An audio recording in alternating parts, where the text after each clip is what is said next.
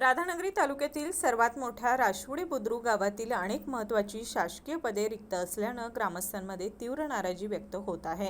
ग्रामविकास अधिकारी, गाव कामगार तलाठी, पोलीस पाटील, कोतवाल, कृषी सहाय्यक तसेच प्राथमिक आरोग्य केंद्रातील वैद्यकीय अधिकाऱ्यांची पदे कायमस्वरूपी भरली नसून कारभार प्रभारी अधिकाऱ्यांच्या माध्यमातून सुरू आहे।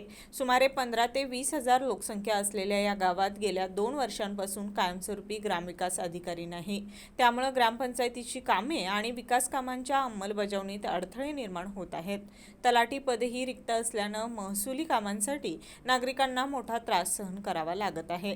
नवीन इमारत उभारूनही तलाठी कार्यालयात अनेकदा कुलूप असल्याचं ग्रामस्थांचं म्हणणं आहे।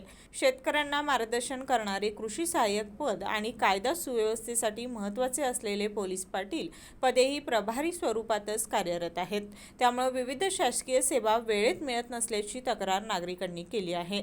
रिक्त पदे तातडीनं कायमस्वरूपी भरावीत, अन्यथा आंदोलन छेडण्याचा इशारा ग्रामस्थांनी दिलाय। ग्रामपंचायतींकडून संबंधित विभागाकडे सातत्यानं पाठपुरावा सुरू असल्याची माहिती सरपंच संजीवनी पाटील यांनी दिली। राशिवडेहून सागर धुंद्रे।